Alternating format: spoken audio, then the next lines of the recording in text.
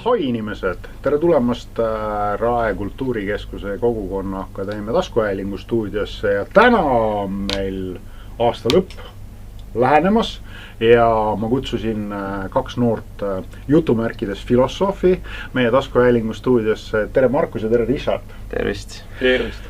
Sissejuhatuseks võib-olla nii palju, et ma tean, et Markus on lõpetanud Tartu Ülikooli filosoofia teaduskonna ja Richard õpib Tallinna Ülikoolis filosoofia teise kursusel. Et võib-olla mingi paari lausega midagi ütlete enda kohta ja võib-olla ka seda, kuidas te üldse sükse asja juurde nagu filosoofia jõudsite. Ma alustan siis. Ma olen Markus siis. Lõpetasin eelmine aasta lõpetasin Tartu Ülikooli bakalaureuse filosoofias, kõrvalerialal füüsika. Filosoofia peale sattusin ma suures hulgas sellepärast, et mu kirjandusõpetaja suunas mind sinna ja mul endal ka hakkas mingi huvi tekkima. Ja siis kuidagi sammu haaval jõudsin sinna, et tahaks ka õppima minna, kuna see köitis juba palju. Ehk siis tänapäeva maailma probleemidest rääkida, kuidagi neid lahti argumenteerida, aga suuremates küsimustes niimoodi mingit selgust saada siis oli eesmärk ja sai ka mingid vastused. Ja mina siis olen Richard, mina olen siis teise aasta filosoofia tudeng ja õpin siis Tallinna Ülikoolis ja huvi tegelikult filosoofia vastu tekkis mul juba teismelise eas, aga ma ei osanud väga siis seda nagu kuidagi põhjapanevalt nagu ise määratleda. Aga mind on nagu alati huvitanud maailm ja selle toimimine ja sellised metafüüsilised küsimused ja muidugi eetilised probleemid. Need on nagu mind väga kõnetanud ja eks ma nüüd siis olengi siin. Teine aasta läheb ja väga huvitav tundub see kõik. Markust ma juba tunnen natukene kauem, et me oleme isegi koos välja andnud ühe raamatu Aheldamatu vabadus, mis oli ka muidugi väga lõbus ja filosoofiline. Richardiga me oleme koos käinud nüüd eetikaloengutes, mul siis valikaine ja võib-olla me kuskilt otsast hakkame minema, et me võib-olla esimese teemana püstitame enda jaoks selle, et otsime nagu filosoofi, otsime nagu filosoofiat. Et minu nooruses oli 3 eriala olid väga populaarsed. See oli semiootika, teoloogia ja filosoofia. Et kuidas praegu sellega seis on? Kas filosoofia on noorte, ütleme siis ülikooli minevate õppivate noorte jaoks kuidagi populaarne teema või ei ole? On see suur konkurss, lihtsustatult öeldes? Tartu Ülikooli mina astusin sisse, meil oli kuskil 50 inimest tahtsid sinna saada, 20 sai. Üldpildis, kui enda tutvusringkonnast rääkides, siis tegelikult väga suurt huvi ei ole minu arust. Ehk siis see väljendub ka selles, et tegelikult enamus gümnaasiumitest eraldi nagu filosoofiat väga palju läbi ei võeta, ehk siis inimestel puudub lihtsalt teadmised selles osas nagu. Et ilmselt mingid õpetajad oskavad suunata, aga sellist nagu õpet ei toimu ja siis ilmselt sellepärast mingit suuremat nagu huvi minu arust ei ole, ongi need paar üksikut igast mingi erinevates koolides, kes on ise hakanud nagu mõtlema need küsimuste peale ja juurde lugenud ja siis kuidagi jõudnud sinna tee peale nagu. Et ma ka kipuks nõustuma selle väitega, et filosoofia ei ole kuidagi tudengite seas väga populaarne, sest võib-olla kool ei anna selleks nagu eeldust, et selline eriala võiks nagu köita inimest, et sest ütleme, esiplaanile jäävad ikkagi sellised reaalteadused seal IT ja informaatika, mis nagu noori köidavad, et filosoofiat kuidagi väga ei propageerita meedias, et ikkagi tavaliselt on, et mine õppima TalTechi on ju matemaatikat või IT-d, aga sellegi poolest filosoofia on väga selline oluline verstapost tegelikult, mida nagu ikkagi, millest võiks inimesed vähemalt teadlikud olla, isegi kui nad seda õppima ei lähe, et mida see endast kujutab. Sa tegid väga hea sissejuhatuse, Richard, tegelikult sinna juba, et mis see roll on praegu üldse filosoofial? Ja, et tegelikult ju, kui me vaatame laiemat pilti, siis suures osas, kui nii-öelda inimesed töökohtade nii-öelda arvud siis jagada 8, et on need inimesed, kes istuvad ja nii-öelda crunchivad nii-öelda numbreid ja filosoofid on siis need inimesed, kes teevad nagu järeldusi, mis nende numbritega peale hakata, et tehnilisi inimesi on vaja, aga see tehniline taiplikkus saab töötada ainult siis, kui seda õieti rakendatakse. Ja inimesed, kui tahavad, et seda õieti rakendataks, neil peavad olema mingisugused nagu laiemad arusaamad ühiskonnast või maailma asjadest nagu laiemalt, et seda tehnoloogilist võimekust oleks võimalik rakendada.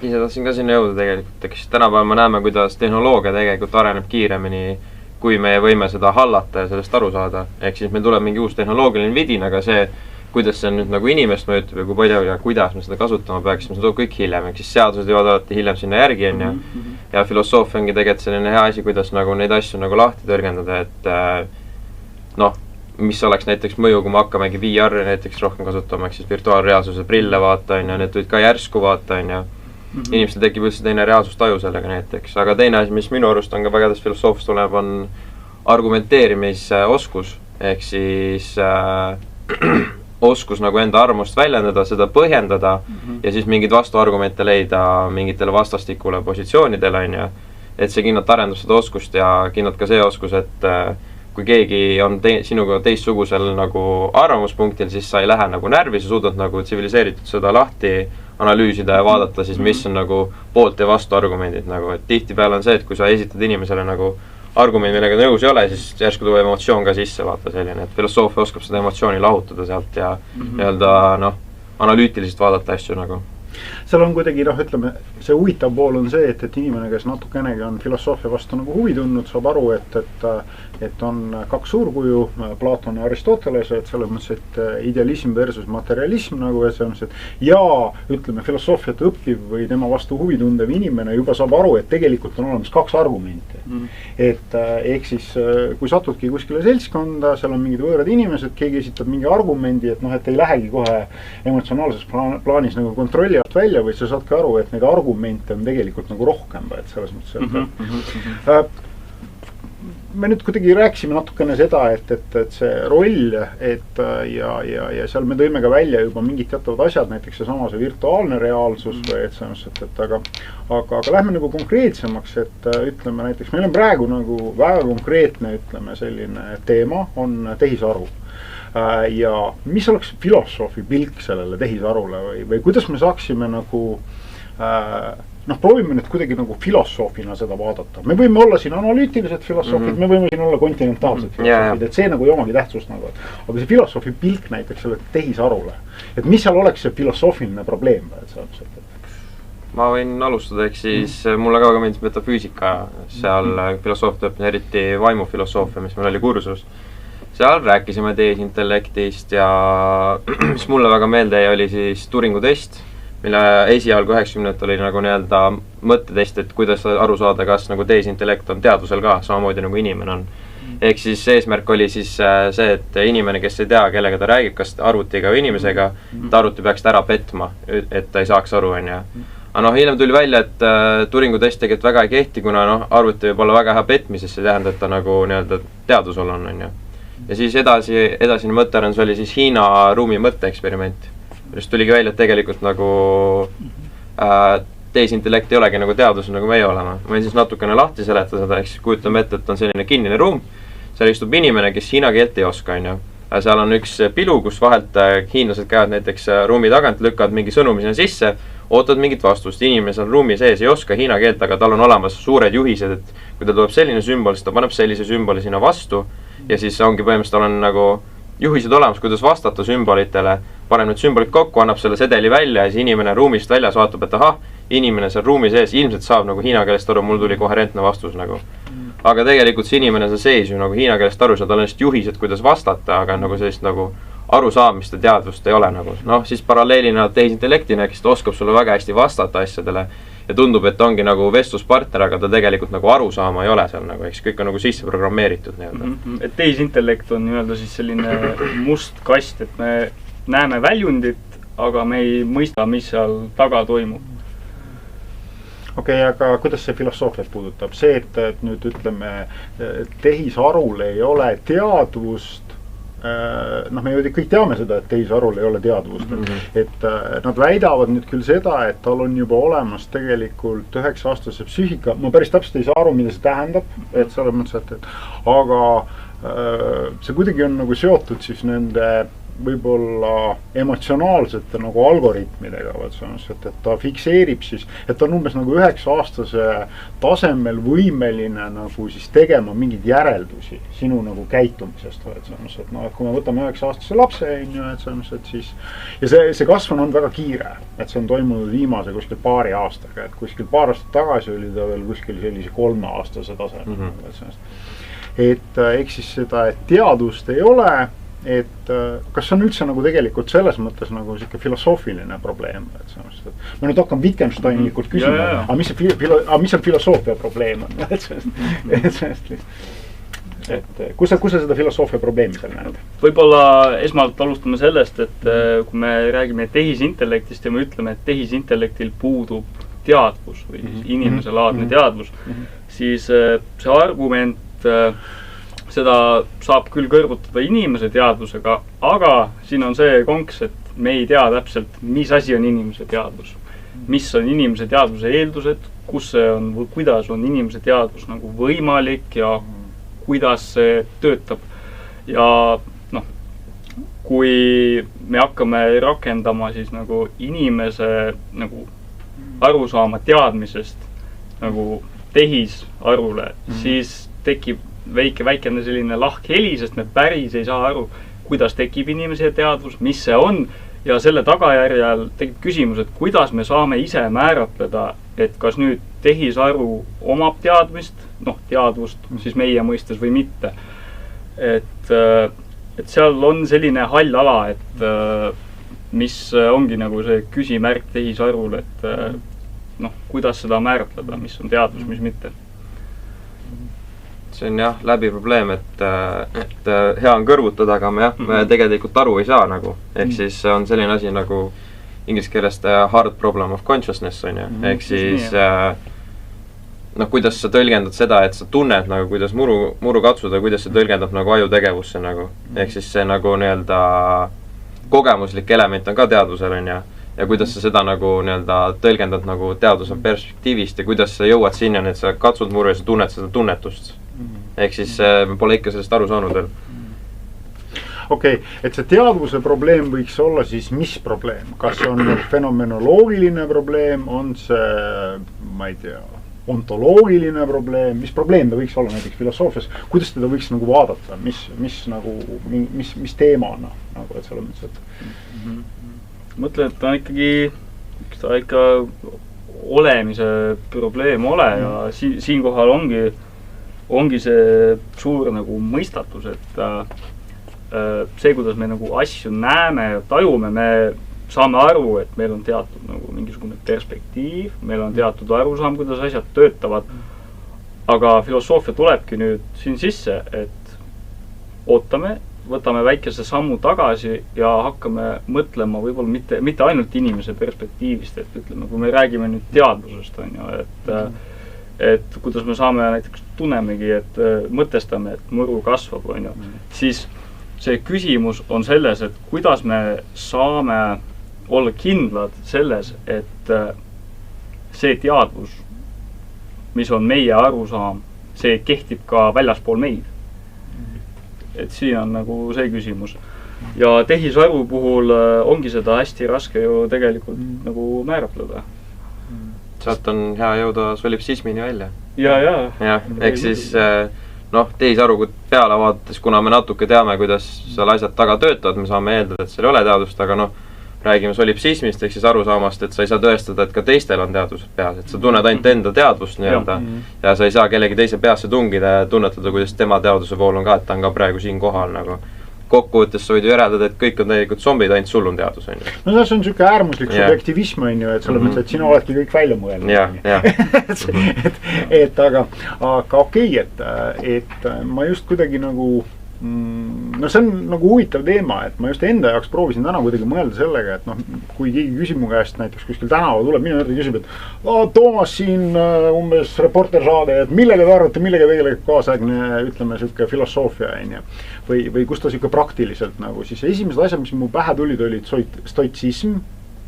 Näiteks, et mulle tundub, et see vaimse praktikana on kuidagi väga sihuke aktuaalne teema, et kuna noh, ütleme see vaimse tervise teema on kuidagi sihuke väga aktuaalne, et siis, et kuidas nagu seda säilitada mingit sihukest meelerahu ja võtta nagu asju nagu kuidagi tasakaalukamalt ja mitte reageerida, et noh, me mäletame ju kõik seda nalja sellest stoikust orjast on ju, kellel peremees murrab jalaluud ja siis ta konstateerib fakti, et nüüd sa murrad mul ühe jalaluu, nüüd sa murrad mul teise jalaluu, nagu, et see on ilma, et ta reageeriks üldse sellele.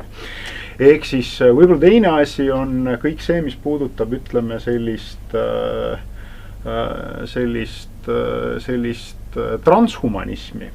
Et samas, et nüüd me natukene sellest tehisarust rääkisime, on ju, aga transhumanism ka see, et noh, inimene kui küborg, on ju, et inimene, kes hakkab ennast nagu upgrade ima läbi mingite teatavate mikrokiipide, on ju, et selles mõttes, et seal ilmselt tekivad mingid uued sellised huvitavad nagu ütleme sellised transhumanistliku filosoofia nagu probleemid, on ju, et ja võib-olla sellised futuristlikud probleemid nagu, et selles mõttes, et aga ega ma endale nüüd või noh, okei, kuidagi arutame nüüd selle peale, et te olete nüüd, Markus, sina oled lõpetanud filosoofia, sina õpid nagu, kui sa peaksid nüüd tegema Tallinna kesklinna Maakri tänavale oma kontori, ehk siis filosoofiline nõustamine, siis mis oleks need praktilised teenused seal? Et okei, noh, nii on hea. Üks asi kindlalt, nagu sa mainisid, on stoitsism, ehk siis kuidas igapäevaeluga hakkama saada. Stoitsism ka läheb siis sinu arusaama maailmast, on ju, stoitsismi üks põhiprobleeme ongi see, et kuidas oma ihadele, tahetele nagu vastad, kuidas sa nagu noh, siin natuke kõrvalteema, ehk siis tänapäeval natuke stoitsismi aetakse sassi sellega, et see lihtsalt tuim tunnete allasurumine, mis tegelikult ei ole tõsi, on ju, eks ta suunab kõik need, noh, iha jääb sul alles, aga ta suunab selle iha, selle energia kuhugi mingisse muusse tegevusse või ta kustutab selle niimoodi ratsionaalselt ära nagu, et seal oli lihtsalt see, et ma tunnen midagi, ma surun alla, seda ei ole enam. Ehk siis jaa, see on üks nagu selgitus nagu sellele, aga jah, üks asi olekski, kuidas päevast päeva hakkama saada eluga. Ehk siis seal on, meil oli ka ülikoolis väga huvitav aine nimega praktiline filosoof, oligi selline nagu räägiti epikurianismist, stoitsismist, absurdismist ja kuidas need kõik nagu sind igapäevaelus nagu aidata põhimõtteliselt. See oleks kindlalt üks nagu selline, üks väljund kindlalt. Teine oleks näiteks eetilised probleemid inimestel eraelus nagu natuke kõrvale minnes, aga noh, tänapäeval on need isesõitvad autod, nendega oli jälle filosoofi vaja, et ütleme, et ta on nii-öelda avariist 1 millisekundi kaugusel, pidurdada ei jõua, vasakul on üks grupp inimesed, paremal teine grupp inimesed, kumma poole ta nagu siis nagu pöörab, vaata, see on selline klassikaline eetiline dilemma, kus siis filosoofe tegelikult läks jällegi vaja, tuli välja. No utilitarismi probleem, nagu ma arvan. Me just, kuna me Richardiga oleme just käinud eetikaloengutes, läbi tulistanud kõik need igasugused erinevad asjad nagu, et selles mõttes, et siis okei, mis sinu seal selles kantooras müüaks? No ütleme, esimene asi võib-olla, mis kõige nagu olulisem on tänapäeval on see, et tehnoloogia arenguga on järjest suurem nagu probleem on see isoleeritus ja võib-olla inimesed on rohkem oma telefonis on ju ja noh, kaugemal nagu inimesest nagu kaugenevad teatud määral, et ei ole võib-olla seda silmsidet, ei ole nagu seda inimlikku kontakti või suhestumist, et kõik käib läbi tehnoloogial, sul on nutitelefon, sul on seal Facebook, sa saadad on ju mingi sõnumi oma sõbrale, et võib-olla tänapäeva nagu perspektiivist on järjest rohkem võiks proovida nagu tagasi pöörduda võib-olla selle traditsioonilise nagu suhtluse poole. Et see on nii, ütleme, eetilisest seisukohast on selline kasulik, sest et see noh, võõrandumine on halb, sest see muudab meid nagu tuimemaks, see muudab inimesi tuimemaks ja vähem hoolivaks ja kui nüüd vaadata on ju geopoliitiliselt maailma probleemid, et ühes kohas on nälg, teises kohas on sõda, siis ma arvan, et palju mõju avaldub selles, et inimesed kuidagi, see ongi see hoiak filosoofiasse, et milleks filosoofiat nagu vaja on, et meil on tehnoloogia, me saame tehnoloogilise arenguga nagu kõik kätte, mis meil vaja on ja muudame elu paremaks, aga see vaimne komponent jääb kuidagi tahaplaanile ja filosoofia võib-olla ongi nüüd, see oluline osa on see suhestumine nagu maailmaga, mida filosoofia võimaldab, et võib-olla, kui mina peaks nagu siis suunama nagu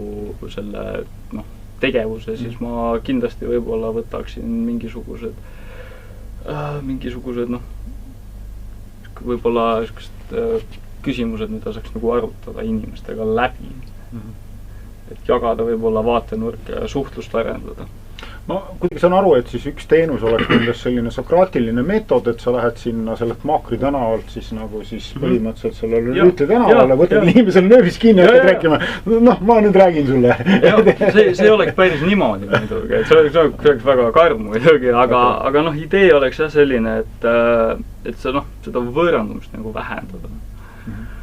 Et tihtipeale ongi see, et see viibki meid tegelikult tagasi selle esimese nagu punkti juurde, et miks nagu filosoofiat vaja üldse on, et filosoofiat ongi vaja selleks, et arendada nii ennast kui ka sellisel ühiskondlikul tasandil kultiveerida teadmisi ja sellist võib-olla olemise nagu protsessi nagu nautida ja jagada. Ja kui tehnoloogia muidugi ka aitab, aga seab nagu ka mingid piirangud sellele, et filosoofia on selle nagu vaatepunkti pealt nagu kasulik.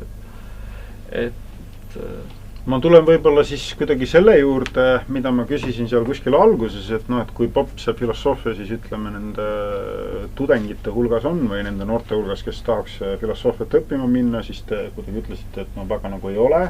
Et ehk siis räägime nüüd natukene sellest teenuse nagu tarbijast või et selles, kes siis hakkaks seda filosoofia kabineti nagu teenust tarbima, et kes see inimene seal on siis või, et selles mõttes, et või kuidas seda inimest üldse nagu kõnetada või selles mõttes, et ma olen aru saanud, et näiteks, et kui ma olen mingeid erinevaid loenguid kuulnud, ma siin enne seda meie taskuhäälingut kuulasin ka mingeid erinevaid loenguid, et kus just ma asetasingi selle küsimuse niimoodi, et millega tegeleb kaasajal filosoofia või milleks on kaasajal filosoofiat vaja. Paned selle YouTube'i, inglise, vene, ükstapuha, mis keeles sa saad hästi palju erinevaid väga lahedaid nagu selliseid arutelusid ja seal 3-4 sellist mõttekäiku või videot pikka normaalselt ülikoolide õppejõud ikkagi kuidagi arutlesid selle üle, et selle filosoofial seal oma selles akadeemilises nagu selles elevandiluutornis, et tal ei ole tegelikult seda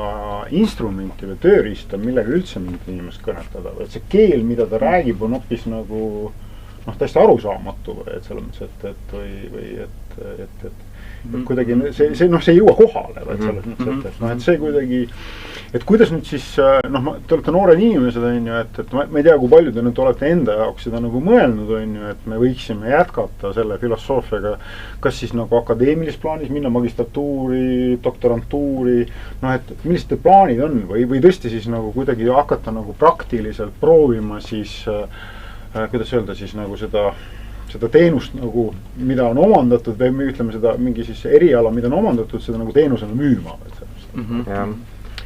Üks asi kindlalt jah, miks filosoofide jutust aru ei saada, miks ka teadlastust on see terminiline komplekssus, mis seal on, et visatakse nagu neid võõrsõnu, millest filosoofid aru saavad, visatakse ringi, tavakuulaja, tavalugeja võib-olla ei saagi aru, ehk siis üks eesmärk olekski nagu tavakeeles nagu lahti seletada. Mis ma olen tähele pannud see, et nagu üldist nagu huvi nagu suurt filosoofia vastu ei ole ja tänapäeva noortes üldse inimestes nagu väga palju, aga aeg-ajalt ikka kipub neil nagu selliseid sügavamaid eluküsimusi ikka tulema. Ehk siis, et mis on elu mõte, midagi sellist, kas Jumal on olemas on ja mõned eetilised dilemmad äkki kuskilt meediast leiavad, siis on nagu vahepeal nagu selline harva ikka juhtub seda, et küsitakse, et nagu, et kuidas see toimib või kuidas see käitub või kuidas aeg muutub või sellist asjad nagu. Ehk siis tänapäeva inimesel nagu tuleb neid asju ikka ette ja ma arvan, et üks koht, kus tuleb kindlalt ette, on näiteks inimestel mõnikord keskeakriisis siis. Ehk siis hakatakse just eluvalikutele mõtlema, et kas on elatud nagu täisväärtusliku sellist elu, mis nagu sulle tähendust pakub võrreldes sellega, et mis lihtsalt tuimalt sulle vaata raha teenib ja kuidagi elul hoiab vaata. see on see koht nagu näiteks, kus saaks juba filosoofiliselt nagu nõustada inimest nagu. Mulle jääb nagu mulje, et maailmas toimuvad nagu sellised tsüklid, et meil on selline tugev nagu tehnoloogiline areng, kus nagu see filosofeerimine jääb tahaplaanile, aga siis me jõuame välja selle tehnoloogilise arenguga mingisuguse punktini, kus me saame aru, et kuidas me nüüd seda probleemi ikkagi lahendame. Meil on tehnoloogilised nagu tööriistad olemas, on ju, aga meil on seda praktilist nagu väljundit vaja, et inimestel nagu elu kuidagi paremaks teha. Ainult nagu nendest töövahenditest ei piisa ja siis tulebki, see filosoofia tuleb nagu järgi lihtsalt sellega, et kui me nüüd kas või võtamegi näiteks, ütleme, need elektriautod on ju, et näiteks Tesla ja Elon Musk ja seal kõik, et seal tegelikult, kui me räägime tehnoloogiast, siis alati on kuskil olemas nagu see komponent, kus me hakkame nagu mõtlema, et milleks meil nagu seda tehnoloogiat vaja on. Et okei, näiteks elektriautod on head, aga mis kahju see nagu toob kaasa. Et ma arvan, et inimesed, nad on ikkagi üldiselt nagu huvitatud sellest, kuigi nad ei pruugi seda nagu võib-olla otseselt nagu välja näidata, aga ütleme, maailma sündmused on näidanud, sest ütleme, kas või ütleme, filosoofilisest nagu sellisest seisukohast, et toome näiteks, et näiteks kõik sellised suuremad geopoliitilised probleemid, näiteks vaesus on ju, või kuskil käib mingisugune sõda on ju. Et üks asi on see, et me vormime on ju mingisuguseid on ju relvi ja tanke ja meil on tehnoloogiline mingisugune nagu suundumus on ju millegi poole. Aga teine asi on see, et kui meil need võib-olla relvad või mingid tehnoloogilised vahendid on, siis me ikkagi jõuame ju selle küsimuse juurde tagasi, et kuidas seda kasutada nii, et see oleks ühiskondlikult kasulik või oleks kuidagi viisi kasulik ja filosoofia hüppabki nagu sellel kohal nagu esiplaanile, sest me peame hakkama nagu enese jaoks nagu ratsionaliseerima seda, et mille jaoks meil nagu seda vaja on või miks me seda teeme, et me ei saa nagu lihtsalt tuimalt niimoodi vorpida või liikuda mingis suunas, et teadmata, mida me üldse teeme. Ja filosoofia aitabki nagu lahti mõtestada seda.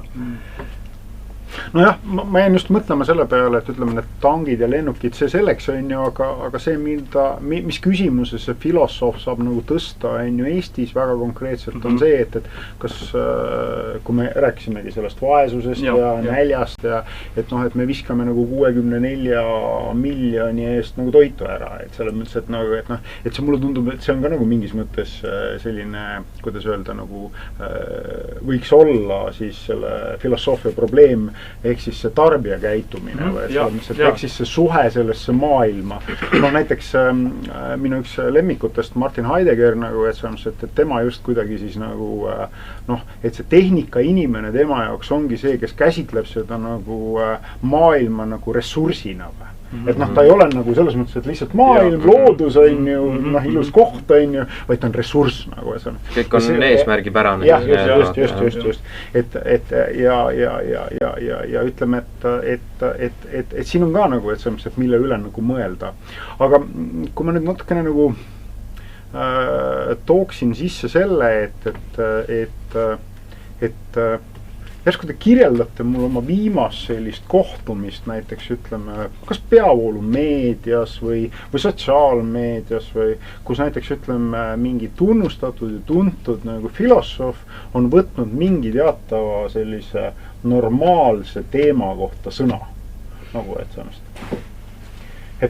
Mis on normaalne teema? Selles mõttes, et lihtsalt mingid, ma ei tea, näiteks ütleme, et mõne filosoof on, ma ei tea, võib-olla, Eesti oleks võib-olla me piiraksime ennast ära. Võtame siuke maailmas näiteks, ütleme. Mõni filosoof, kes on täiesti konkreetselt, ütleme, analüüsinud, ma ei tea, Ukraina ja Venemaa konflikti või Palestiina ja Iisraeli konflikti või sellest. Ma mõtlen, et kes ei ole politoloog, kes ei ole, ma ei tea, sotsiaalteadlane, vaid pigem ongi nagu see filosoof näiteks. Kas teile kuidagi meenub kuskilt? Üldse siuke mõni nagu selles mõttes, et selline, kes teie jaoks on siuke filosoofia populariseerija, näiteks ma ei tea, seal TikTokis. Päris TikTokis mitte, YouTube'is on väga kanal, Alex O'Connor on. Võib-olla oled kuulnud ka, ehk siis ta räägib väga laialt, sest tal põhiteema on muidugi Jumal olemasolu ja ta diskuteerib seal kaasfilosoofide, teadlaste ja ka siis teoloogidega ja kirikuhärradega, on ju. Ehk siis, Jumal, kuigi Eestis on enamus inimesed ateistlikud, siis Jumal tegelikult ülejäänud maailmas mängib väga palju rolli ikka. Eestis on ka see roll olemas, kirikukogukonnad kõik on olemas, on ju. Tema siis proovib nagu nii-öelda ratsionaalselt nagu lahti võtta neid argumente seal ja vaadata, et kas vastab tõele või mitte siis nagu. Ehk siis see oleks üks näide nagu. Okei. Et ütleme, võib-olla nüüd, kui Eesti mastaabist nagu vaadata, siis Eesti on üldiselt ka väga väike koht, aga mulle isiklikult, kui me lähme natuke tagasi selle üldise nagu filosoofia juurde, et nagu see huvi nagu, kus see üles tuleb, siis YouTube'is on üks selline kanal, ma olen kindel, te kõik olete kuulnud sellest, on selline kanal nagu Viissoos. Ja inimestele ikkagi läheb nagu peale see. Inimesed nagu kuulavad teda ja sellest on nagu, see on tegelikult päris edukas nagu kanal, eriti ütleme, kui YouTube'i nagu selline hiilgeaeg või oli, et see oli nagu väga edukas kanal ja inimestele nagu tegelikult käib peale see, mida nagu öelda on sellistel teemadel, filosoofilistel ja sellistel metafüüsilistel teemadel. Võib-olla nad ise ei saa sellest aru, aga ütleme, see kanal on nagu mind ka väga kõnetanud, et seal on väga palju nagu content'i, ütleme, teadmisest ja tehnoloogilisest arengust, et kuidas nagu asjad toimivad selline üldiselt. Ja see tegelikult näitab, et inimestel ikkagi nagu on mingisugune suundumus nagu filosoofiale. Igal inimesel on see suundumus filosoofiale ja mingisugune nagu huvi ikkagi globaalsel tasandil, ikkagi internetis ka nagu paistab välja, kas või kui sa võtad mingisuguse postituse lahti Redditis ja sa näed mingit postitust, mingi artikkel, siis inimesed kogu aeg nagu argumenteerivad, et mina arvan seda ja siis ikkagi, hästi palju on sellist nii-öelda shitpostimist muidugi. Aga ikkagi on näha, et inimesed püüavad nagu mingi argumendi luua. Inimesed on huvitatud nagu sellest, mida nad tegelikult näevad. Nad püüavad nagu mõtestada seda enda jaoks lahti. Et isegi kui nad otseselt ei ütle, et ma olen nüüd filosoof, et ma ei ole filosoof, ma ei tegele filosoofiaga. Siis mulle jääb nagu mulje, et tänapäeval see pilt on ikkagi teistsugune. Ja eks neid kapifilosoofe nii-öelda öeldes leidub, ehk siis küll ei võib-olla ei võeta filosoofia raamatut kätte, aga YouTube on ka väga hea õppeplatvorm tegelikult. Ehk siis Viissoos oli väga hea näide, eks üle aja ta alguses tegigi ju rohkem sellise teaduse ja tehnika asju. Siis on tore vaadata, on üle aja muutunud nad aina rohkem filosoofilisemaks ja filosoofiliselt need videod on väga palju vaatamisega saanud. Natuke teine kõrvalparalleel, mis nagu vähem tegeb filosoofiaga, paar videot on Kurskega on ja. Et seal on ka paar, neil oli ka mingi video, kus seletad enda maailmavaate lahti, ehk siis optimistlik nihilism, mis neil oli, ja see on ka neil väga vaadatud video, ehk siis inimesel nagu selline huvi on ja ma arvan, et üks filosoofi selline ülesanne võikski olla, et võib-olla inimesel ei ole neid küsimusi olemas, võib-olla filosoofi üks ülesanne ongi nagu need küsimused välja tuua hoopis. Eks inimesed võib-olla ei oska küsida, on ju, et kui oskad küsida, siis filosoof muidugi oskab nagu vastata talle, aga võib-olla ongi üks filosoofi, see ülesanne ongi nagu paremaid küsimusi, täpsemaid esitada, mis ajab just inimest mõtlema nagu. Ja see küsimuste esitamine, et hea vastus nõuab ju tegelikult head küsimust ka, kui sa saad lolli vastuse, siis üldiselt sa oled küsimuse halvasti nagu formuleerinud. Ja võib-olla filosoofia nagu see roll ongi see nende küsimuste esitamine sellises võtmes, et inimesed, võimalikult suur nagu hulk inimesi nende vastu huvi tunneks ja aru saaksid. Et selles nagu plaanis ma ei saa väga väita, et ütleme filosoofia nagu kadumise teel on midagi, võib-olla vastupidi isegi. Aga lihtsalt võib-olla niimoodi aktiivselt nagu ütleme väljaspool internetti, et tänaval kõnnid on ju, ei räägid on ju, et mis sa filosoofiast arvad, et võib-olla seda nagu ei kohta. Aga iseenesest ongi see, et võib-olla see ei peakski nii olema, et äkki piisabki sellest, kui see filosoofia jääbki selliseks kukla taha igale inimesele nagu mõtestamiseks, et iga asi ei pea nagu olema kogu aeg esiplaanil. ja ma leian, et filosoofia nagu vaatamata sellele täidab väga suure nagu osa meie ühiskonnas. No vot, see ongi, et igal ajal on omad need mingid teatavad sellised küsimused, eesmärgid, tõekspidamised ja siis ütleme, igal ajal siis teoreetiliselt ütleme, filosoofid nagu tegelevad sellega.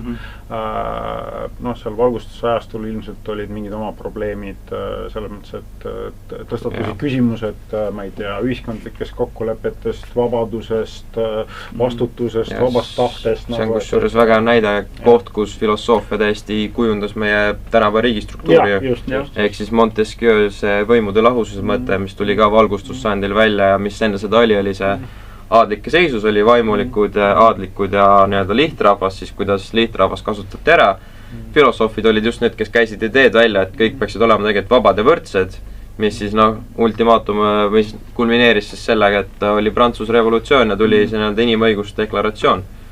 Ja seal esimene säte oli, kõik inimesed sünnivad vabade ja võrdsetena, mis siis eemaldas selle varasema feodaal nagu seisukorra, kõik ideed, mis tulid tegelikult filosoofilt, ehk siis nagu nüüd ma olen muidugi harjunud tänapäeva maailm, Euroopa vähemalt on siis selline vägagi demokraatlik, kõik inimesed ongi vabad ja võrdsed ja kui ei ole, siis liigutakse selle poole igas nagu valdkonnas on ja kus see nagu pärineb on ja siis on tegelikult filosoofide mõtted, mis nagu läksid praktiliselt kasutusse ja mis tänapäeval nagu on muutunud normaalsuseks siis nagu.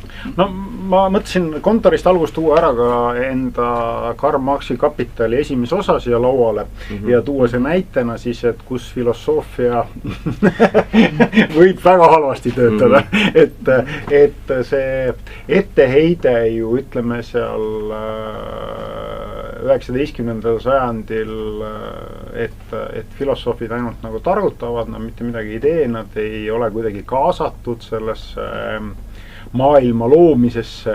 Et mulle tundub, et sealt 19. sajandist on see nende kaasatus kuidagi nagu natuke nihu läinud, et selles mõttes, et esimesena mulle meenub kohe Karl Marx, et selles mõttes, et aga mulle meenub ka tegelikult see sama Martin Heidegger, kes kuulus natsiparteisse ja et see et ilmselt see ja mustades vihikutes on ta mingid teatavaid asju väga rõlgelt kirjeldanud nagu, et see on, mis puudutab juhita, aga see on natuke keerulisem teema, sest et see on kuidagi seotud tema negatiivse hoiakuga tehnoloogia suhtes nagu, et tehnika suhtes nagu, et see. Aga et see sama, et see mina näiteks inimesena ütlen teile ausalt, et tunnen nagu puudus sellest, et kui on mingid sellised avalikud arutelud ühiskondlikus plaanis, nagu et see on, kas on näiteks see sama praegu, et me teeme seal tõstame mingid makse, et siis ma tahaksin seal aeg-ajalt peale, ütleme, sotsiaalteadlaste näha nagu filosoofe, nagu kes lihtsalt siis kuidagi et mida see filosoof minu jaoks nagu tähendab? Filosoof tähendab nagu seda, et ta nagu on võimeline nagu mingites väga eriskummalistes kategooriates nagu abstraheerima. Ja jällegi nagu, et näiteks ma toon näite, et kui me armastame rääkida alati sellest on ju, et mõelge kastist välja, siis filosoofid on kõige parem näide sellest, et nemad on alati kastist välja mõelnud nagu, et ei ole mitte kunagi nad jäänud nagu selles mõttes sellesse kasti nagu vassima, vaid et nad kogu aeg lähevad sealt nagu minema või sellest kastist nagu, ja mulle tundub, et ka see on natukene problemaatiline, et ühest küljest nagu, et võib-olla mingil ajahetkel on ühest küljest nagu filosoofid natukene nendele teatavatele ühiskondlikele asjadele löönud käega, nad ei taha väga osaleda seal, nad on kuidagi läinud rohkem, ütleme seda sükest akadeemilisemat teed, et nad lähevad õppejõud või kirjutavad mingit väga spetsiifilisi tekste, nagu et nad ei osale nendes ühiskondlikes protsessides ja keegi lõpuks ei küsi ka enam. Sest et olgem ausad, et näiteks seesama, et kui me mõtleme selle peale, et näiteks tuli see automaks on ju, siis toome näite, mis võiks olla, mis teie arvate näiteks väga hea, et kui me räägime automaksust, mis võiks olla filosoofi küsimus sellele maksule? Võib-olla, minu esimene küsimus võib-olla filosoofina on see, et okei, meil on teatud mingisugune maks või mingi asi, küsimus on nagu see, et milleks seda vaja? Võib-olla see on nagu see küsimus, et kui sellele nagu konkreetne vastus juba saada, siis oleks nagu, siis saab juba edasi küsida, et aga miks ta just selline on või kas seda saaks äkki natukene teha niimoodi või naamoodi, et võib-olla mida see teeks, kui me teeme võib-olla automaksu niimoodi, on ju, või mida see teeks, kui me näiteks teeme automaksu teistmoodi, on ju. Aga see põhiline küsimus ikkagi nagu iga asja puhul on ju, esimene asi on see, et okei, väga hea idee on ju, ja mulle võib-olla isegi meeldib see idee, võib mitte meeldida on ju, aga küsimus on, et nagu okei, mis see nagu eesmärk on, mis see nagu asja tuum on, et mida on nagu, mida see saavutab. Et võib-olla see asi ja noh, kui no nüüd juba nagu automaks küsimuse alla nagu tuli, siis noh, ütleme võib-olla ma arvan, et noh, on tegelikult see automaks on tekitanud ikka nagu päris palju sellist nagu teravat nagu noh, ütleme arutelu, aga võib-olla see arutelu tuum nagu tulenebki sellest, et inimesed võib-olla ei saa nagu väga hästi aru nagu sellest, et miks nagu seda vaja on, et kui inimesed saaksid aru, siis okei, mõned võib-olla ei nõustuks, mõned nõustuksid, aga siis oleks nagu see põhjendatud selline nõustumine või mitte nõustumine. Et mulle jääb nagu selline mulje. Jah, sellega nõustun ka. Osati ka siis meie riigi struktuuri natuke vajakajäämine, selles mõttes, et lahti seletades otsus. Ehk siis Riigikogus võetakse seadus vastu, valitsus täidab seda, aga siis võib-olla mingi pikem intervjuu, kus äkki mingi minister seletabki lahti, et miks meil majanduslikult seda vaja on, selle eesmärgi nagu välja tuua. Aga võib-olla on palju loota selles osas niimoodi. No aga seda seletati ju väga, et algus see läks, ütleme, niisuguse keskkonnameetmena, et selle mõttes, et järgmine asi oli siis hakati rääkima, et noh, tegelikult ongi raske, riigil on raha vaja. Et kuidagi nagu täita nagu seda riigikassat, mis on ka noh, suhteliselt mõistlik on ju, sest et noh, õpetajad ju tahavad palka, sotsiaalsfäär, kultuur, nagu et see, mis, et ega neid asju on ju väga palju, kuhu riik peab oma raha nagu panema. Ja ega me ju noh, selles mõttes saame aru sellest, et kui me tahame nagu sellist meditsiinisüsteemi või sellist haridussüsteemi või sellist sotsiaalsüsteemi, siis me peame selle võrra rohkem panustama. Et mina näiteks siin ei ole enam viimasel ajal üldse kindel selles, kas peaks olema see nagu solidaarne tervisekindlustus ja pension ja ma aina rohkem ja rohkem hakkan mõtlema selle peale, et kui me seda välja ei kanna, siis võib-olla see võikski olla kõik vabatahtlik nagu, et ma ostan ise endale seda kindlustust ja nii edasi, sest et majanduslik parempoolsus siis põhimõtteliselt. No mitte siuke majanduslik parempoolsus, vaid see on nagu tingitud sellest, et noh, et kui mul on ikkagi mingi väga kiirelt vaja minna kuskile, minu vanuses hakkab aina rohkem ja rohkem seda probleemi tulema, on ju, et see on mõne eriala arsti juurde, siis mul on lihtsam maksta see paarsada eurot ära ja minna sinna kohe järgmine päev, mitte oodata 3 kuud nagu, et selles mõttes, et noh, see on see probleem. No automaksuga on ka see hea võrdlus, et paljudes riikides on juba mõnda aega olemas olnud, on ju. Ehk siis noh, Saksamaal näiteks on ju, Soomes oli vist on ju, et ei ole tegelikult nagu nii suur samm ka osati argumenteeritakse nagu no ütleme, filosoof saaks küsida seal selle küsimuse, nagu sa Richard ütlesid, no on ju, et selles mõttes, et mis probleemi see lahendab nagu, ehk siis kas me lahendame tegelikult hoopis seda probleemi, et inimesed käige rohkem jala, kasutage rohkem ühistransporti, olge rohkem nagu, ma ei tea, kui sa käid rohkem jala, tervis on parem, on ju, et see on, et kasutad ühistransporti, saastame vähem nagu, et noh, et mõtleme siin välja oma sellest kastist, on ju, et ärme räägime sellest, et noh, et meil on selle ainult vaja seda teha, on ju, või siis noh, või toome hoopis mingi kolmanda asja nagu, et selles mõttes, et me tahamegi, et näiteks, ma ei tea, linnakeskkonnad oleks tulevikus täiesti suhte jalakäija kesksed, on ju, et me ei taha linnas näha näiteks enam üle 10 000 auto, on ju.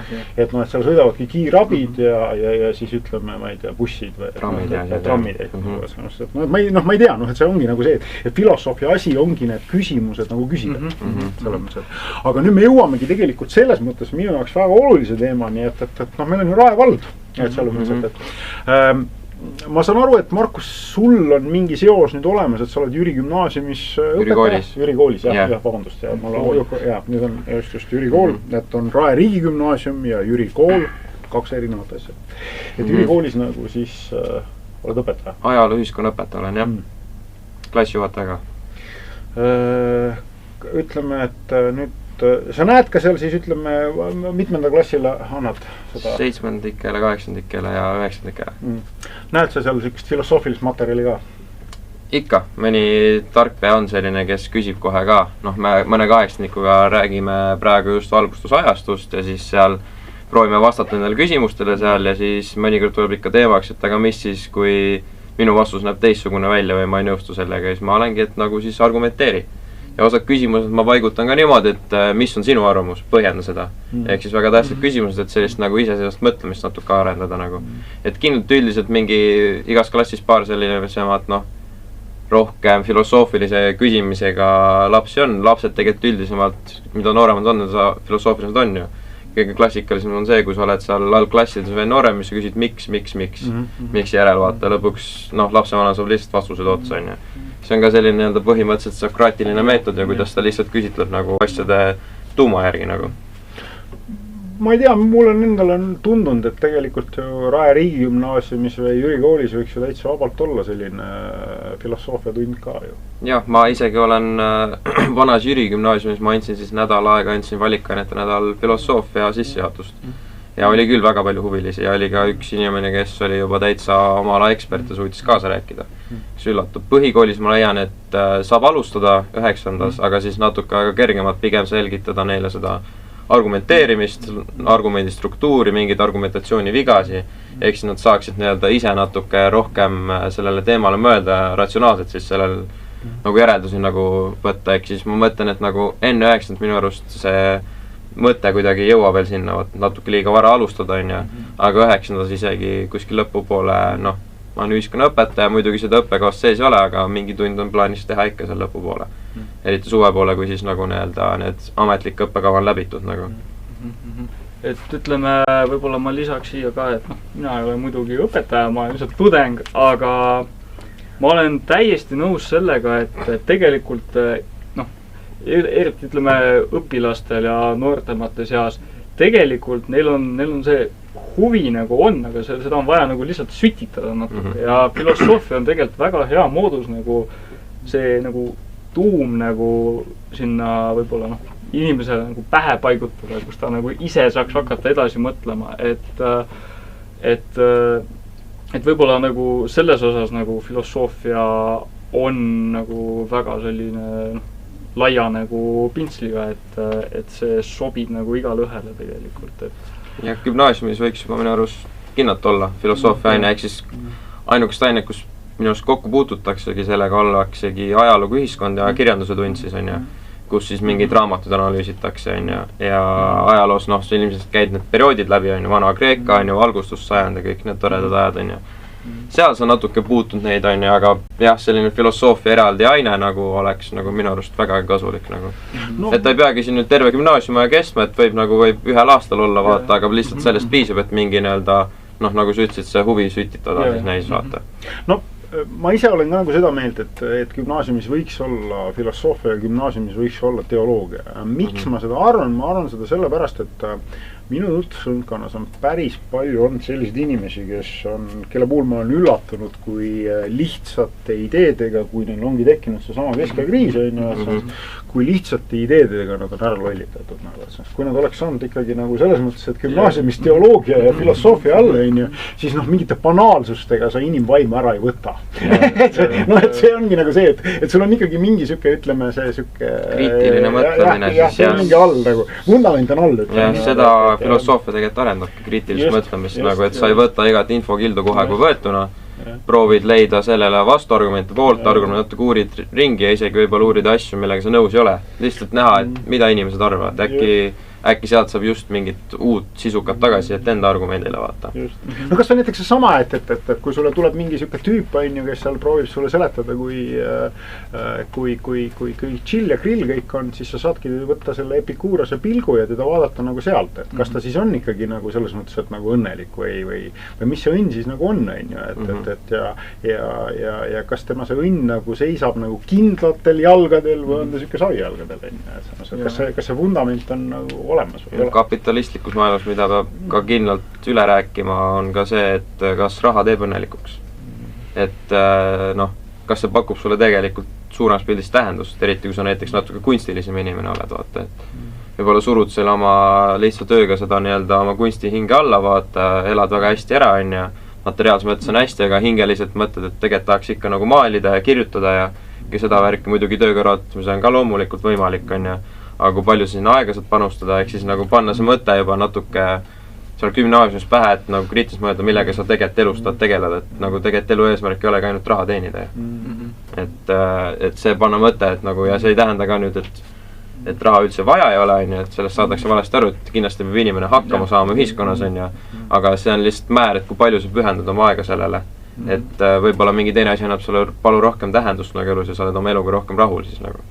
Et ma olen ka tähele pannud, et inimesed tihtipeale nad juba panevad nagu, neil on väga selline materialistlik nagu lähenemine, et juba väikesest peale, et näe sportauto tänaval, ma tahan ka sellist kunagi on ju endale, või siis tuleb uus telefon välja, et näe, sellel inimesel on see telefon, ma tahan ka sellist on ju, et miks mitte on ju, kõikidel on siuke telefon, ma tahan ka sellist telefoni, et võib-olla iseenesest see ei ole ju nagu halb, aga sellesse kinni jäämine, see on nagu see, mis võib nagu, see ei ole hea lihtsalt. See ei ole hea ja ütleme filosoofia nagu eesmärk ongi võib-olla see, et ta võib-olla raputab nagu seda teist poolt ka natuke inimesel, et siis saab inimene nagu asjad nagu võib-olla enda jaoks paremini nagu paika panna. Kirjeldab need nagu, stoitsismis on see kõige tavalisem viis, kuidas sa oma sellest vajadusest lahti saad. See, et kui sa näiteks mõtled, et okei, nüüd toit on tervislikult, lähed sinna poodi, vaatad, jäätisletis säravad lausa need Tommi jäätised on ja. Aga siis sa hakkad nagu seda iha nagu lahti nagu kruttima, et nagu mis asi see on, et mis mul seda vaja on, kas sa annab mulle midagi on ja võib-olla seisadki selle jäätisleti ees mingi 2 minutit, aga siis terve protsessid käivad, et miks mul seda vaja on, kas see mu eesmärkidega kooskõlastud, mis annab mulle see lühiajaline nagu naudingu kogemus, et võib-olla on parem, kui ma lihtsalt jätan selle ära, kõnnin järgmisse leti, võtan midagi tervislikult, on ja. Eks selline nagu lahti mõtisklemine. Ütleme, see lühiajaline naudingu kogemus on meil lihtsalt nagu evolutsiooniline. Selles, et sellega on natuke nagu probleeme, aga iseenesest loomulikult ratsionaalne mõtlemine siin ja loogilisus aitab nagu kaasa. Kui Rae vald kutsub üles näiteks arutlema arengukavade üle, et kas teile jõuab see kuidagi ka nagu see informatsioon, et näed, et nüüd Rae vald korraldas siin kodanikel avaliku arutelu, me tegelikult loome selliseid visioone, mõtleme nagu selles mõttes, et milline võiks olla meie siuke ideaalne Rae vald, et jällegi, kus mina tunnen nagu puudus selle, kuidas öelda siis selle jutuvärkides filosoofia järgi, see ongi see koht. Sest mulle tundub, et nemad peaksid ka olema selle ühe osa sisendi andja seal. Kindlalt. Et milline elukeskkond see on näiteks on ju? Kindlasti üks asi jah. Arengukavades on väärtused ju, mida proovitakse kuidagi siis materiaalses mõttes nagu ellu viia on ju. Esialgu võib alustada lihtsalt sellest, et millised need väärtused on, kas me tahame nende poole pürgi, kas me tahame mingid väärtused lisada on ju, natuke täpsustada seda väärtust nagu. Ehk siis väärtuste üle argumenteerimine on ka väga suur osa filosoofiast, epikurianismist eriti vaata on ju. Et see on jah taaskord koht, kuhu filosoofil on nagu väga palju tegelikult kas siis juurde öelda, aga võib-olla ongi neid paremaid küsimusi esitada vaata. Täpsustada detailidesse viia ja siis nagu lahti seletada see. Et võib-olla ongi see, et kui me nüüd räägime Rae valla näiteks arengukavas selles samuses, siis öeldakse, küsitaksegi, et mida võiks nagu paremini teha ja et inimestel nagu tihti peale ei ole nagu väga seda vajadust nagu öelda, mis võiks paremini olla. Et on nagu nii nagu on, et ajab ära küll on ju, et võib-olla tihti peale neil lihtsalt ei ole seda, ei olegi seda sütitust nagu välja näidata, et mis võiks nagu paremini olla, aga kui nagu väga järjepidevalt nagu öelda, et okei, et kui küsida jälle, et mis on halvasti, on ju, siis inimesel hakkab nagu kohe võib-olla mingi lamp tööle, et okei, see on halvasti, on ju. See on halvasti, see võiks nagu parem olla. Et võib-olla see ongi see vahe, et kui nagu küsida inimeselt, et mis on hästi, et võib-olla sealt ei tule nii palju seda reaktsiooni, kui küsida seda, et mis nagu halvasti on ju. Halb jääb meelde. Ja, et see on selline võib-olla inimesele jääb nagu rohkem meelde, aga üldiselt inimestel on see, et kui nagu inimesed tihtipeale kui nad teavad, mis on nagu puudu, siis nad seda ka ütlevad, aga kui nad väga ei tea ja kõik on nagu toimib enam-vähem, siis nagu neil ei ole väga põhjust nagu taga ajada, et harjub ära vaata, et on korras. No ütleme selles mõttes, et iseenesest ju meil on ju jällegi olemas nagu taustsüsteem on ju, et ja siis nagu me planeerime kuidagi seda taustsüsteemi on ju, ja seal on küsimus ongi see, et nüüd ütleme, et kui nüüd olla hästi praktiline, on ju, et samas, et mis on need sisendid näiteks, ütleme, mida filosoof võiks anda, siis mulle, ma ei tea, noh, ma nüüd otseselt, noh, et üks sisend on näiteks see, et noh, filosoof saab anda selle sisendi, et gümnaasiumis võiks olla filosoofia ja teoloogia, et see on näiteks, et üks sisend võiks olla.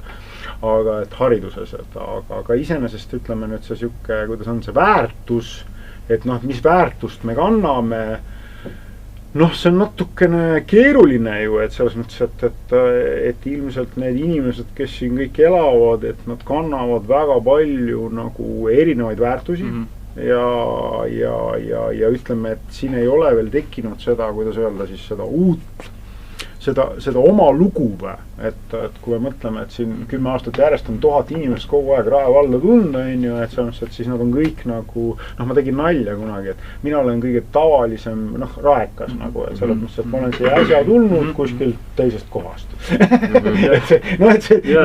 et seal, kui aastal 2010 oli näiteks 7500 inimest, siis noh, praegu on neid umbes siis 22 või 23 000, on ju, et selles mõttes, et nii, et noh. Seal on jah, arengukavadega on vaata raske mõnikord sellist nagu noh, väärtust üle nagu arutada, kui meil kogu aeg vaata siia sisse voolab inimesi, siis vald peab, kohustus on ju luua lasteaidu, koole on ja perearstikeskusi, kõiki asju vaata, kuna ta peab ju nagu nii-öelda hoolitsema nendest ja nendest kohtades ei ole täitma seadust, selles kohtas ei ole väga nagu tegelikult argumenteerimisruumi vaata, et pigem on selline rohkem, kui me mõtleme siis näiteks kultuurilised võimalused on ja ka ma ei tea, näiteks lihtsalt nende avalike ruumide disainimine vaata, et nagu see on koht, kus pigem filosoofil on nagu rohkem öelda, kuivõrd nagu noh, nende lasteaedade ja koolide üle, mis me teame, et lihtsalt on kohustus teha, kuna inimestel läheb paratamatult vaja neid ja ta peab seadust täitma, on ju.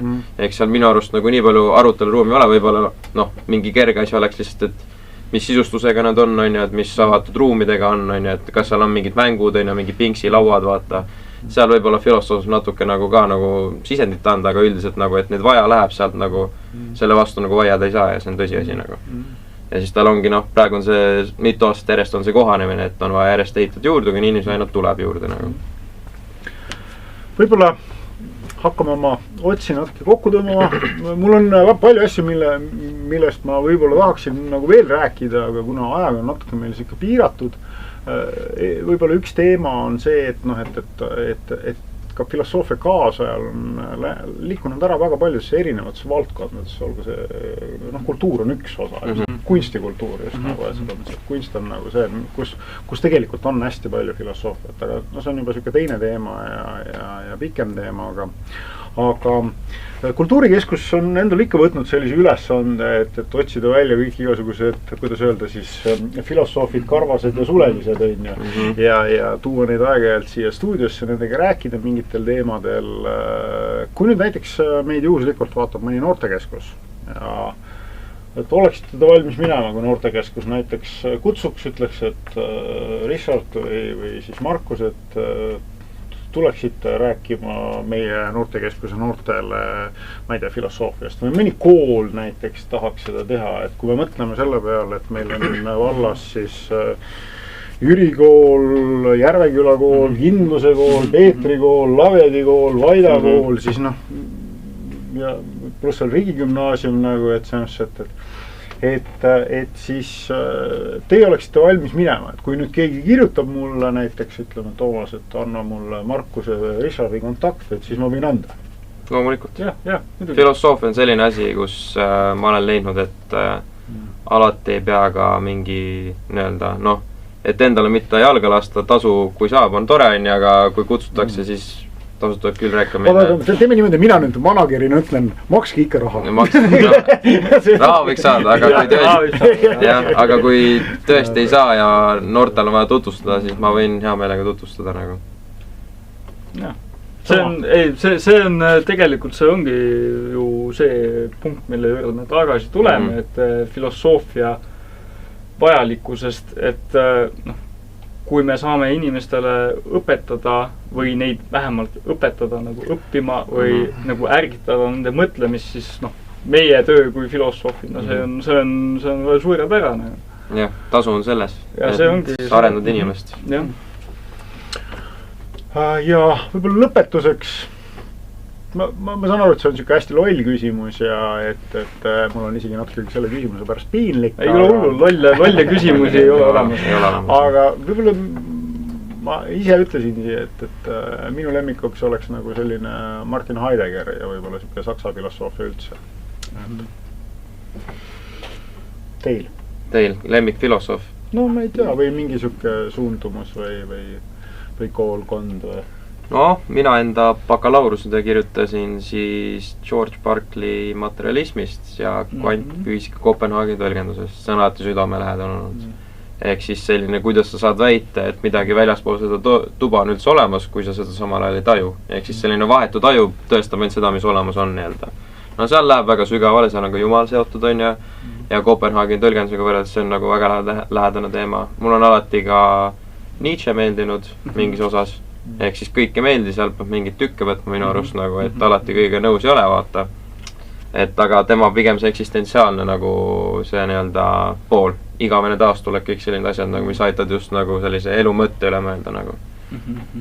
Et kui nüüd võtta siis, no, nagu juba sa mainisid, on ju, Nietzsche on väga selline, ta on väga pragmaatiline, tegelikult nagu mõtlemiselt kui selliselt mulle tema nagu see mõttekäik on väga selline sümpaatne minu jaoks, aga võib-olla kui nüüd minna selliste laiema nagu mina on selline eksistentsiaalsed küsimused nagu põimivad, siis ikkagi mina kipun minema ikkagi selle Heideggeri juurde tagasi nagu, et nagu juba ennist tegelikult mainisime, siis nagu filosoofia on hea viis, nagu kuidas endale asju lahti mõtestada, on ju.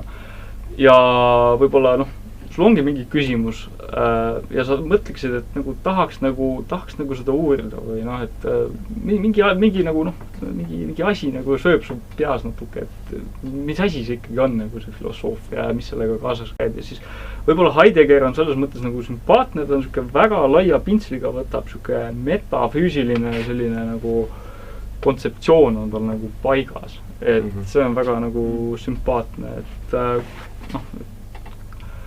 et võib-olla see maailma õu ja kõik, kuidas nagu Nietzsche ja Heideggeri puhul siis, Heideggeril on need seotused natsiga, et siis Nietzsche't vaata süüdistati ka selles, aga tegelikkuses, mis tänapäeva müüt on see, et Nietzsche oli ka nats tegelikult ei vasta tõele, ta oli juudis sõpru oli ja mis tegelikult ta tekstis toob selle antisemitismi välja, oli ta õde siis, kes pärast tema surma kõik ta teosed üle käi ja siis natuke sokutas sinna seda natsistlikku sõnumit.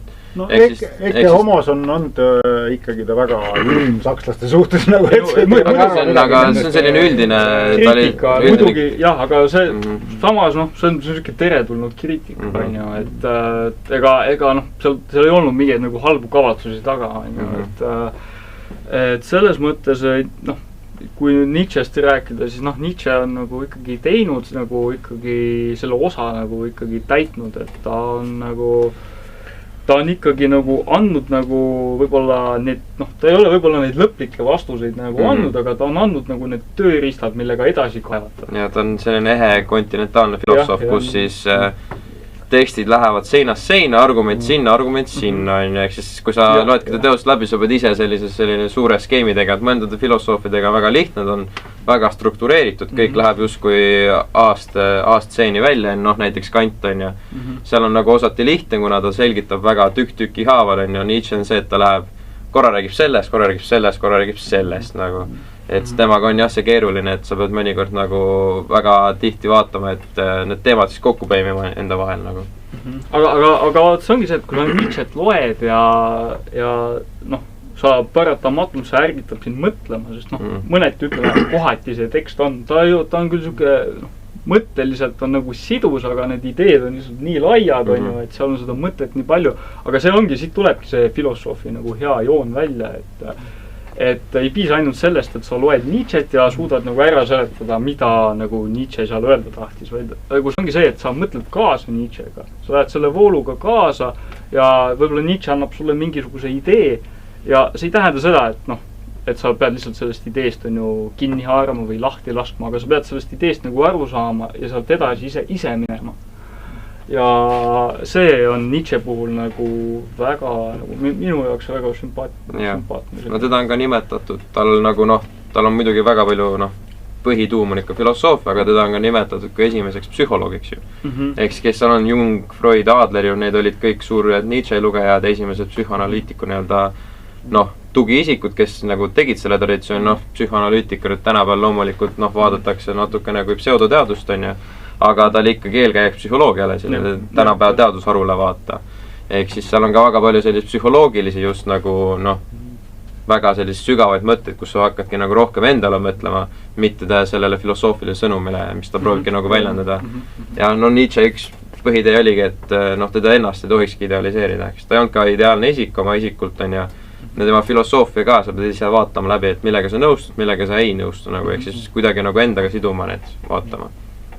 Meil läks, ütleme, see lõpusõna ikka väga pikaks, sealt tuleb muidugi see kohe, mida ma mõtlen, et peaks tegema kindlasti veel neid kohtumisi. Ja mis ma siis lõpetuseks ütlen? Ütlen lõpetuseks seda, et olgu hea või kurja märk, filosoofia on ikka kogu värk. Aitäh! Aitäh!